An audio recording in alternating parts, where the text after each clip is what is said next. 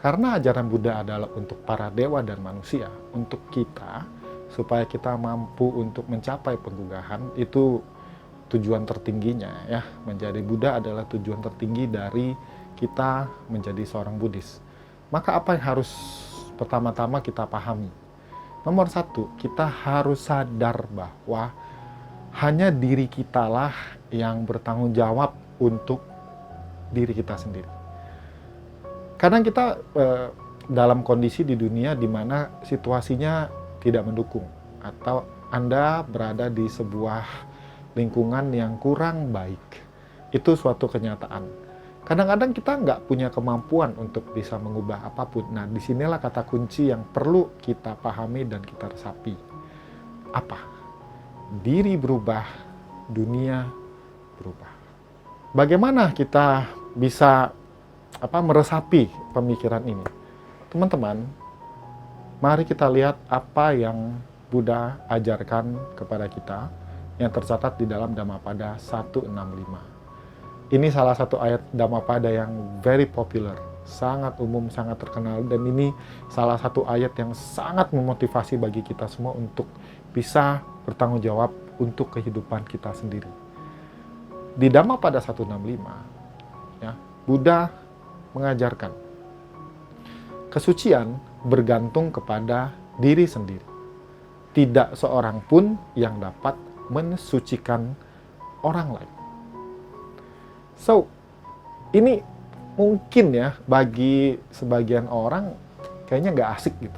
Masa sih Buddha nggak bisa nolongin nih? Buddha nggak bisa nyelamatin? Terus buat apa saya beragama Buddha kalau akhirnya ujung-ujungnya saya nih yang mesti usaha sendiri? Masa Buddha nggak bisa ngapa-ngapain sih?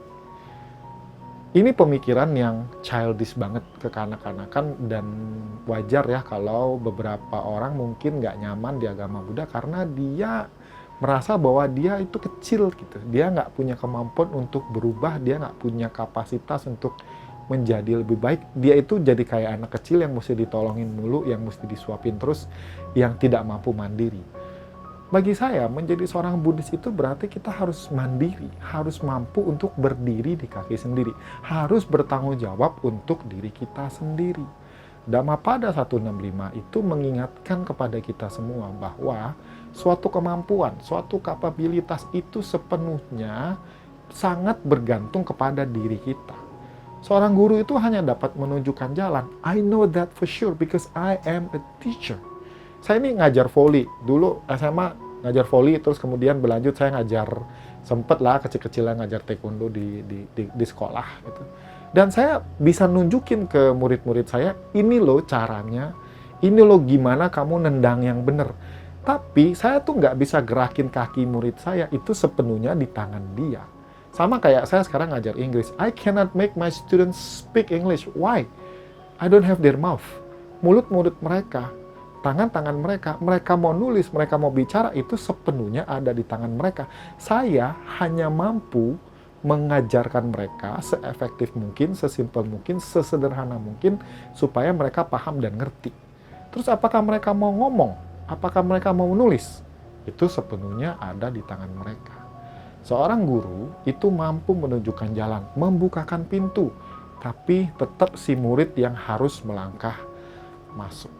Nah, di sini nih penting sekali untuk kita pahami, untuk kita resapi bahwa yang sudah Buddha lakukan buat kita itu adalah sesuatu yang very very kalau bahasa saya itu sudah sangat luar biasa, karena beliau menunjukkan sebuah jalan dharma, memberikan pedoman, petunjuk bagaimana untuk mencapai penggugahan seperti yang beliau mampu capai, dan terbukti loh, Buddha punya banyak murid yang mencapai kesucian, banyak yang menjadi arahat berkat arahan dan bimbingan dari beliau. So, jadi kalau kamu atau kalau seseorang itu tidak dapat mencapai pencerahan, tidak bisa jadi Buddha, itu bukan salah gurunya.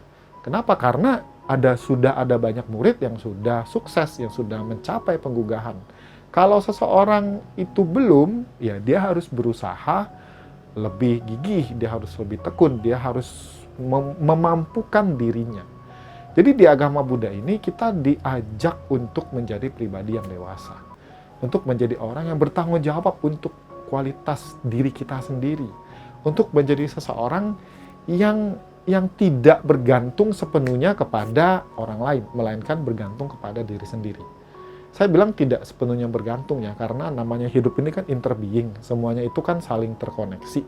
Jadi kita nggak bisa bilang bahwa sepenuhnya itu kemampuan saya sendiri, enggak.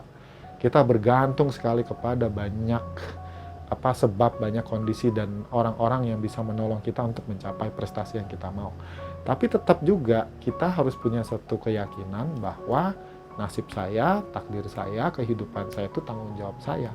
Tidak ada seorang pun yang dapat membuat saya menjadi lebih baik kecuali diri saya sendiri, tanggung jawab saya. Okay, so that's the first thing that I think very important, sebuah mindset bagi kita sebagai seorang Buddhis, bagaimana kita bertanggung jawab di kehidupan kita, untuk kehidupan kita.